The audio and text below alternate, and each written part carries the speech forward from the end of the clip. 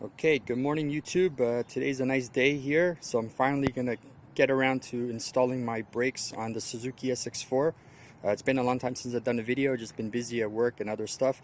So I've already done the driver's side, but here's a picture of the passenger side, and you can see the brakes are looking a little old. So now I'm just gonna zoom over to the other side,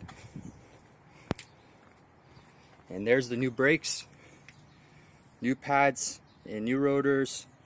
New caliper slide pins, boots, everything.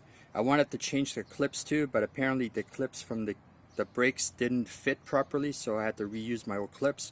But everything's all lubed up, serviced, and everything is great. So I'm gonna get around to doing the other side. Then I will have my summer wheels on, and then after I'm done, I'll do the picture of the whole car with all the brakes on it. All right, hang around and stay tuned, and I'll be back shortly with the other part of this video. Thanks for watching. Thank you. Bye-bye.